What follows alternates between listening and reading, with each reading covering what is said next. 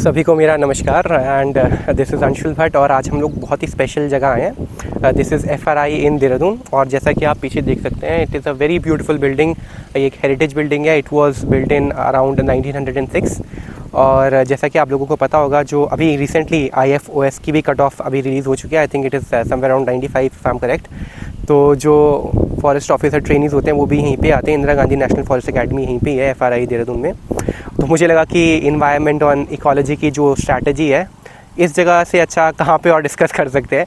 तो मैं देहरादून आया ही था because I have to meet certain students. जैसा कि आप सभी लोगों को पता है, मेरा एक ये रहता है कि मैं किसी के थ्रू ना सीधा बच्चों से डायरेक्ट बात करूं। जैसे कि हम लोग ORN, पटेल नगर, नैनीताल जगह हम लोग जाके बच्चों से मिल चुके हैं। तो उसी सीरीज़ में मैं यहाँ पे देहरादून आया था। तो मुझे लगा उससे पहले एक बार मुझे FRI आना चाहिए और यहाँ पे आके मुझे इसकी स्ट्रैटेजी डिस्कस करनी चाहिए इन्वायरमेंट एंड इकोलॉजी की। मुझे क्योंकि लगता नहीं कि इससे अच्छी जगह कोई हो सकती है, या तो फिर इससे अच्छी जगह वही होगी नैनीताल के जंगलों में जहाँ पे मैं पहले गया था। लेकिन जैसा कि आप सभी लोगों को पता है, अभी फॉरेस्ट फायर्स काफ़ी चल रही है, स्पेशली उधर ही जो कोसी डिवीज़न है वहाँ पे फॉरेस्ट का। इनफैक्ट हम लोग गए थे तो वहाँ पे महेशखान जगह है, वहाँ पे तो पूरा फॉरेस्ट फायर हो रखा था काफ़ी ज़्यादा। लेकिन जो दूसरी जगह है पलगरी, किलबरी, पंगोट में, वहाँ पे भी फॉरेस्ट फायर था। इनफैक्ट जो नैनीताल की मेन रोड है उससे पहले एक जगह पड़ती है बल्दिया खाल, तो वहाँ से नीचे तली ताल के रोड जाती है। वहाँ पे आप समझोगे नहीं, मतलब जैसे रोड पे गाड़ी चल रही है, साइड में ही आग जल रही है, ऐसा लग रहा है आप वोल्केनो के अंदर से जा रहे होंगे। तो वहाँ पे तो अभी फॉरेस्ट फायर्स काफ़ी हो रही है। तो I think this is the second best place to discuss the environment and ecology strategy and sources. लेकिन उससे पहले हम लोग बात कर ही रहे थे फॉरेस्ट फायर्स की। मुझे लगता है तो ये काफ़ी बर्निंग इशू भी है, तो इस पर बात होनी चाहिए। तो अगर आप देखें उत्तराखंड में स्पेसिफिकली, तो यहाँ पे काफ़ी सारे पेड़ पाए जाते हैं, लेकिन एक मेजॉरिटी चंक जो है वो यहाँ पे चीड़ के पेड़ों का पाया जाता है। इनफैक्ट उसमें आपने शायद एक कहानी भी सुनी होगी, महाभारत में लाक्षागृह बनता है, तो जो उसमें लाख का यूज़ होता है वो भी इस चीड़ के पेड़ों से ही लाख लेके वो लाक्षागृह बनाया गया था। तो ऐसा माना जाता है कि पहले भी थे यहाँ पे चीड़ के पेड़, लेकिन जो एक बहुतेरी मात्रा में यहाँ पे चीड़ के पेड़ आए गए हैं, तो वो ब्रिटिशर्स द्वारा यहाँ पे प्लांट किया गया था for commercial timbering and other industrial uses. तो उससे क्या हुआ है, जो चीड़ होता है, जो उसके जो पत्ते होते हैं, अगर आपने गौर से देखे होंगे, तो जब वो ज़मीन पे गिरते हैं तो ज़मीन को ऐसा मानते हैं कि वो ख़राब कर देती है ज़मीन को ना, तो उसमें नीचे जो नई घास होती है वो उग नहीं पाती है। इनफैक्ट अगर आप दूसरे पेड़ देखेंगे, बांज का पेड़ हो गया या देवदार के, ओक के या बुरास के पेड़ हो गए, तो जो उनके पत्ते गिरते हैं उससे क्या होता है, ज़मीन में ना एक इकोसिस्टम क्रिएट हो जाता है। तो वहाँ पे बहुत सारे कीड़े और बहुत सारे बोलते हैं ह्यूमस बोलते हैं ना, वो बन जाती है। तो I think that is beneficial for the land. लेकिन जो चीड़ का होता है उसमें ऐसा ज़्यादा नहीं हो पाता। तो कई बार लोग भी क्या करते हैं, उसको आग लगा देते हैं कि वो जल जाए, फिर वहाँ पे नई घास आए और दो फिर जो ये डंगर होते हैं और जो अपने मवेशी होते हैं उसको चरा सके वो लोग वहाँ पे। लेकिन कई बार क्या होता है, वो आग बहुत ही अनकंट्रोल लग जाती है और फिर जंगलों में फैल जाती है। ये तो ह्यूमन मेड, एक मैन मेड रीज़न होते हैं। और भी होता है कि कई लोग आते हैं तो वो सिगरेट बीड़ी पीते हैं और उसको फेंक देते हैं, उससे भी आग लग जाती है। कई बार समर टाइम में भी आग लग जाती है अपने आप ही। तो ये सारे काफ़ी रीज़न्स होते हैं, लेकिन मुझे लगता है इसमें ह्यूमंस का भी एक पार्ट रहता है कहीं ना कहीं बहुत बड़ा। और हमको भी, अगर आप भी कभी जंगल में जा रहे हो तो you have to be extra careful कि अगर आप जाके कैंप पे लगाते हो तो कैंप में भी अगर आप आग जला रहे हो तो बी अ लिटिल केयरफुल कि वो आग कहीं इधर उधर फैले ना। इनफैक्ट स्मोकिंग तो करनी नहीं चाहिए, लेकिन अगर आप करते हो तो आप देखो कि आप सिगरेट के बट्स जो होते हैं वो इधर उधर ना फेंको। तो ये है। और फॉरेस्ट फायर के लिए यार और भी, मतलब जैसे एक क्वेश्चन आपका आ सकता है मीन्स में रिगार्डिंग फॉरेस्ट फायर, तो we can always go for technological interventions की सैटेलाइट से आप एक बार मॉनिटरिंग करो। उसके बाद एक क्विक रिस्पांस सिस्टम आप बनाओ, क्योंकि आप देखो कि फॉरेस्ट फायर जो होती है वो धीरे धीरे शुरू होती है, फिर एकदम से फैलती हैं। तो अगर हम उसको धीरे में ही अगर हम लोग रोक लें तो that would be really great. आप ऐसा कर सकते हैं। बाकी कई सारी नई टेक्नोलॉजी आ गई, जैसे फायर बॉल्स होती हैं। तो फायर बॉल्स को अगर आप क्या करोगे, आप कहीं पेड़ के पास रख दोगे तो जैसी आग आती है तो फट जाती है, तो वहाँ पे जो आग होती है वो बुझ जाती है। तो वी कैन यूज़ दो सर्टन टेक्नोलॉजिकल इंटरवेंशंस। ये तो हो ही सकता है। इसके अलावा अगर आप देखा जाए तो इसमें फिर हम लोगों को, जैसे जो लोकल लोग होते हैं, उनको भी ट्रेन करने की ज़रूरत है कि वो लोग आग पे कंट्रोल ला सके। क्योंकि हम देखते हैं कि जो फॉरेस्ट डिवीज़न होता है, फॉरेस्ट डिपार्टमेंट होता है, उनकी स्ट्रेंथ इतनी ज़्यादा नहीं होती कि क्राइसिस के टाइम में एकदम से कहीं पे भी डिप्लॉय हो जाए। लिमिटेड नंबर में रहते हैं सारे डिपार्टमेंट्स में लोग, तो हम लोग लोकल लोगों को भी उसमें इन्वॉल्व कर सकते हैं। चलो ये तो बात हो गई मेंस के पर्सपेक्टिव से। अगर हम फॉरेस्ट फायर्स की बात करें, आप लोग मेरे ख्याल से कमेंट्स में और भी सजेशंस अपने लिख सकते हैं। You can always prepare an answer. इस पर क्वेश्चन भी आ सकता है मेंस में। तो थोड़ा प्रीलिम्स में आते हैं, इन्वायरमेंट एंड इकोलॉजी। तो आपने अभी देखा भी होगा कि कट ऑफ तो अराउंड 75 ही गई थी, लेकिन IFS की कट ऑफ शायद 95 समथिंग गई है। मेरे मार्क्स आए थे 106 समथिंग, अभी तो मुझे याद नहीं ऐसे कुछ, लेकिन ठीक ठाक मार्क्स थे। तो मुझे लगता है जो एक बहुत क्रूशियल रोल प्ले करता है जो इन्वायरमेंट एंड इकोलॉजी सेक्शन है, क्योंकि क्या होता है ना, आप देखेंगे पॉलिटी तो सबका ठीक होता है, हिस्ट्री सबका ठीक होता है, इकोनॉमी भी सबका ठीक होता है, लेकिन जहाँ पे आप बाजी मार सकते हैं, the place we can get an edge is this environment and ecology section. तो एक ही हो गया, और एक साइंस एंड टेक। तो environment and ecology, science and tech तो यार रैंडम क्वेश्चन आ जाते हैं कई बार करंट अफेयर से, लेकिन इन्वायरमेंट एंड इकोलॉजी में यू कैन आराम से आप ला सकते हो, आप इसमें अच्छे से कर सकते हो। तो अगर आपको इसमें अच्छे से करना है तो आपको 2-4 चीज़ें ध्यान रखनी होंगी। एक तो you have to be a little curious, आपके अंदर एक ना इन्वायरमेंटलिस्टिक कंजर्वेशनिस्ट जिंदा रखना है आपको, क्योंकि मैं भी जाता हूँ, इनफैक्ट मैं नैनीताल में रहता हूँ, वहाँ पे जो नैनीताल का जो जंगल है, नैनी कंजर्वेशन रिजर्व फॉरेस्ट, तो एक वो बर्ड वाइल्ड लाइफ बर्ड एक सैंक्चुरी भी है, बर्ड कंजर्वेशन सैंक्चुरी। तो इनफैक्ट मुझे तो जंगल ऐसा याद है, मैं आग बंद करके भी उस जंगल में चल सकता हूँ। वहाँ पे आपको अलग अलग टाइप्स की बर्ड देखने के लिए मिलती है। इनफैक्ट बहुत फेमस बर्ड है यहाँ की घुघुती। घुघुती एक बर्ड है, गाना भी बना है उस पर घुघुती पे, और एक लोक कथाएँ भी चलती है घुघुती पे। तो मतलब वो मुझे दिखती है तो मैं पहचान लेता हूँ, ये है, उसकी आवाज़ से पहचान लेता हूँ कि घुघुती की बर्ड है या किस बर्ड की साउंड है। तो एक तो आपको ऐसा रखना है, थोड़ा सा क्यूरियस आपको बनना है।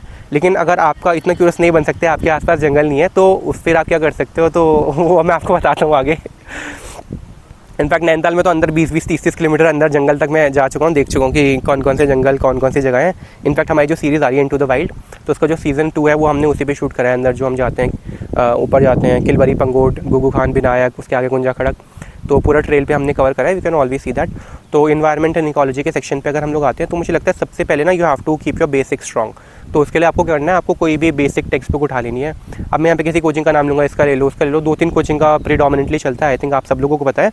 तो आप कोई भी ले लो, इट इज़ मोर और लेस सेम, 19-20 का ही फ़र्क है। तो first part is get done with your basics. जब आपने बेसिक कर लिया ना, उसमें क्या होगा कि अगर कोई और बच्चा है जिसने वो बुक पढ़ी हुई है और आपने वो बुक पढ़ी हुई है, उसमें से कोई क्वेश्चन आया तो आप वहाँ पे बात नहीं खाओगे।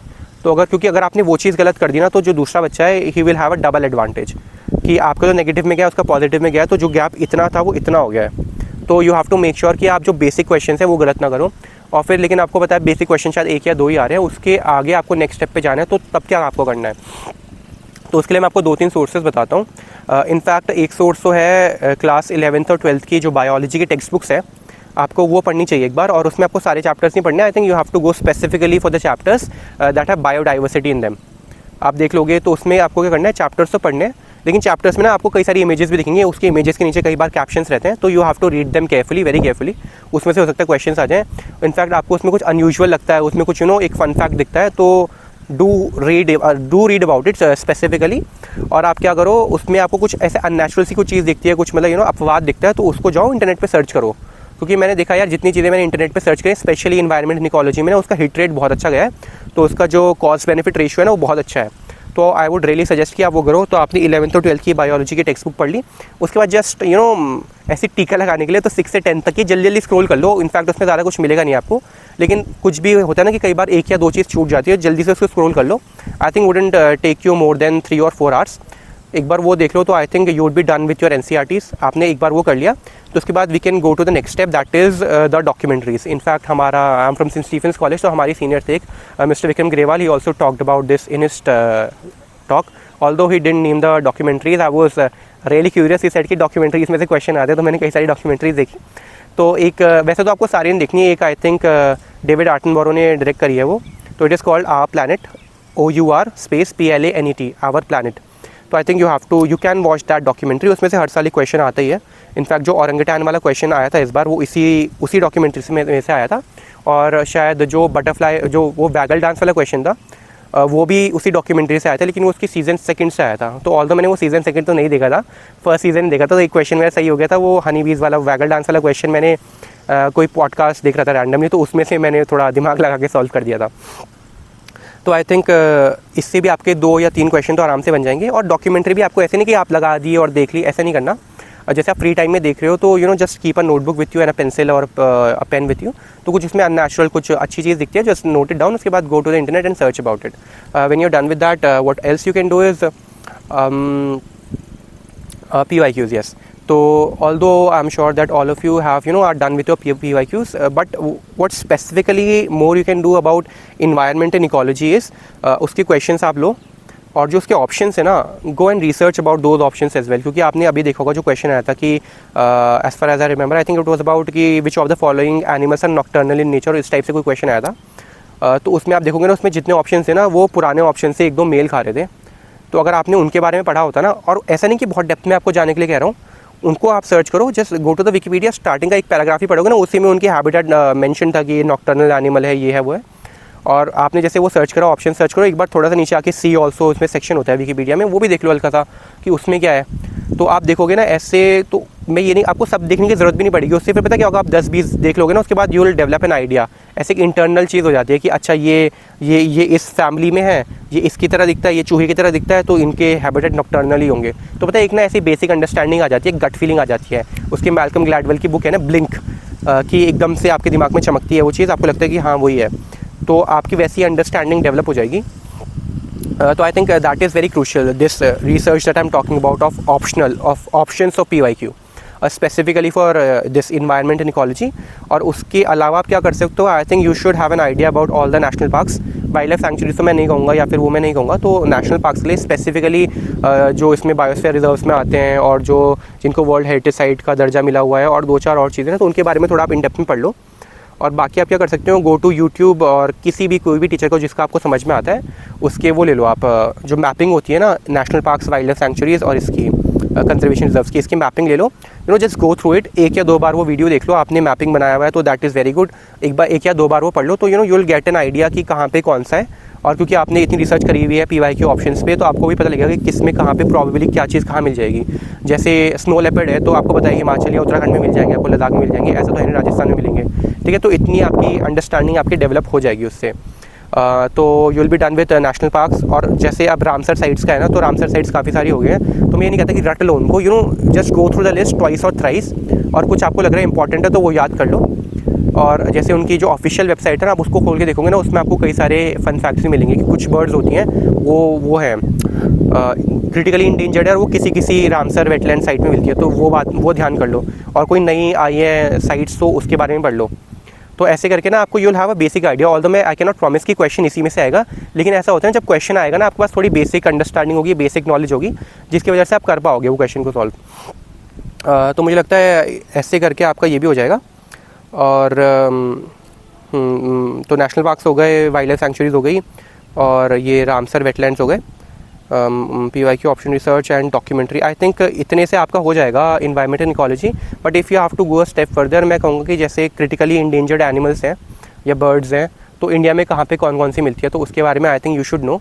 कि क्योंकि ऐसा होता है ना यार, कुछ बर्ड्स ना कोई स्पेसिफिक एक एरिया है वहीं पे मिलती है, और वहाँ पे बहुत सारी क्रिटिकली इंडेंजर्ड बर्ड्स मिलती है। और जैसे निकोबार का एरिया हो गया, अंडमान का एरिया हो गया, आपको पता है वो बहुत जोग्राफिकली आइसोलेटेड है, तो वहाँ पे जो लोग मिलेंगे, जो एनिमल्स या बर्ड्स मिलेंगे, वो इंडेंजर्ड होंगी, क्योंकि वो लोग वहीं पे मिलते हैं। तो उससे भी आपको आइडिया हो जाएगा। तो पता है ऐसे आप धीरे धीरे करोगे ना। Specifically I am talking about those who have their prelims in 2025। आपके पास बहुत टाइम है। जो मैं बता रहा हूँ ना, आपको बहुत बड़ा लग रहा होगा, लेकिन इनफैक्ट मुझे नहीं लगता ये आपको 15 या 20 दिन से ज़्यादा लगेंगे, अगर आप आराम से भी करोगे। और ये चीज़ ना आप करोगे ना आराम से, प्रीलिम्स में आपको 10 नंबर की आराम से लीड दे देगी ये चीज़ जो मैं आपको बता रहा हूँ। क्योंकि in fact I have done this my self. I was naturally a curious kid. तो उसमें होता है ना कि गवर्नमेंट ऑफ इंडिया ने इंडेंजर्ड एनिमल्स के लिए कोई प्रोग्राम चलाया था, तो I think that was one of the question in मॉक्स, या पता नहीं PYQ में था। तो मैंने उसके बारे में पढ़ा। मैंने यार एक तो एनिमल्स हैं इसमें, तो और कौन से एनिमल्स होंगे, let's go and look them. तो मैंने देखा कि पूरी लिस्ट आ गई। फिर मैंने उन एनिमल्स के बारे में देखा। तो ऐसे करके ना थोड़ा मेरा इंटरेस्ट भी डेवलप होता गया। और इनफैक्ट मुझे है थोड़ा वाइल्ड लाइफ वगैरह में इंटरेस्ट। अब मैं रहा हूँ राजा जी नेशनल पार्क, आपने सुना होगा शायद, यहाँ पे हरिद्वार के पास है, तो वहाँ पे भी मैं काफ़ी घूमा हूँ। In fact Jim Corbett national park में काफ़ी घूमा हूँ।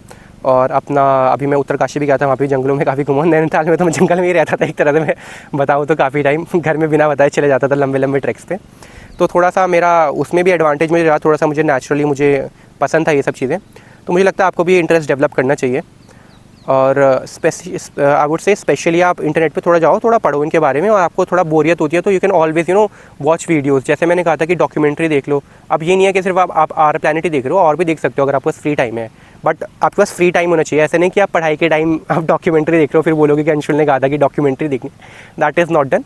और अगर मैं बात करूँ जो अभी दे रहे हैं प्रीलिम्स 30 दिन में, तो मैं उनको कहूँगा यार अभी तो मेरे ख्याल से ये सब करने का इतना टाइम है नहीं। जो आप फॉलो कर रहे हो बस वही फॉलो करो।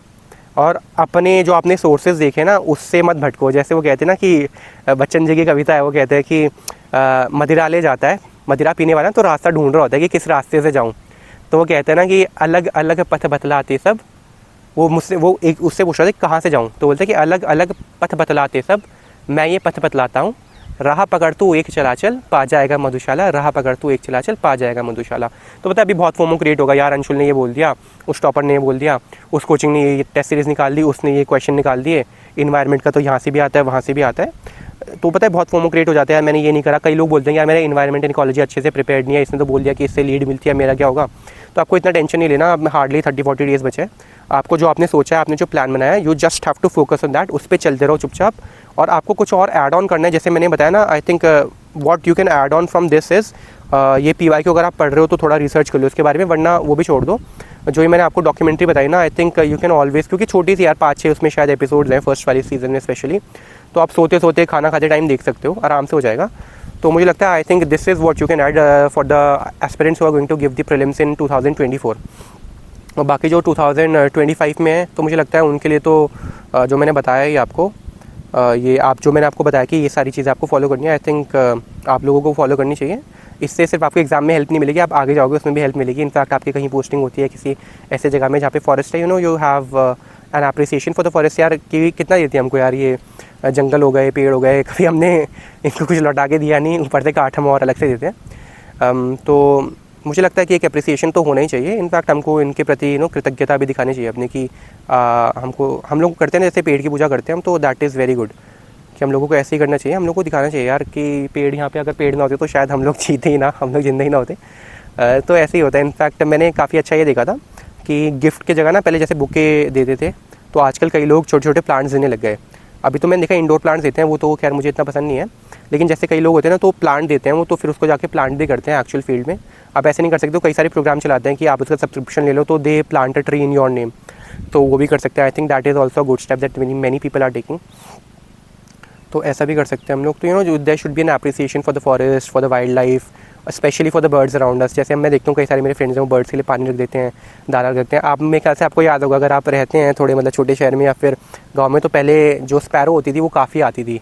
मुझे भी याद है छोटे छोटे था स्पैरो आती थी, कई बार बाहर गेहूँ वगैरह सुखाने के लिए रखे गए तो हमको उड़ाना पड़ता था कि अरे उड़ जाओ कहीं वो ना खा लें या चावल ना खा लें। लेकिन अब देखते हैं हम लोग स्पैरो भी धीरे धीरे कम हो रही है। तो ये सब चीज़ें हो रही है। हनी बीज़ हम देखते हैं, हनी बीज़ के बारे में बात करते हैं, कितनी छोटी सी मतलब छोटा सा वो है हनी बी ना, लेकिन अगर वो ही चले जाए तो पूरा इकोसिस्टम ही कोलैप्स हो जाएगा। तो बहुत छोटी छोटी चीज़ें होती हैं यार, ऐसा नहीं है कि सिर्फ पढ़ाई के लिए आपको करना है, आपको यार अपने आसपास जितनी भी चीज़ें हो रही हैं उन सब का भी ध्यान रखना है, एक एप्रिसिएशन डेवलप करना है उन सब चीज़ों के लिए। तो I think that is very important. और अगर आप ये डेवलप कर लोगे ना, आई थिंक आपका इन्वायरमेंट इकोलॉजी ऐसे ही सॉर्ट हो जाएगा, आपके 10-15 नंबर ऐसे ही बढ़ जाएंगे। तो या तो एप्रिसिएशन डेवलप करके आप उस तरफ चले जाओ, या नंबर बढ़ा के फिर आप एप्रिसिएशन की तरफ आओ। But the goal I think to should be care about things around you, क्योंकि यार भगवान ने आपको इंसान बनाया तो सिर्फ इंसान की केयर थोड़ी करोगे, आप जो आपके आसपास चीज़ें, आपको इतनी बुद्धि दी है, ठीक है, आपको सोचने समझने की ताकत दी है, तो I think you should do care about the environment around you. I think that was my message as well, and I have also talked about my strategy. इस वीडियो को 2x में करके देख लेना वरना बहुत लंबा लगेगा, specially for those who are giving their attempt in 2024। So I think that was all from my side, and have a look at this beautiful building. That was Anshul Bhatt signing off.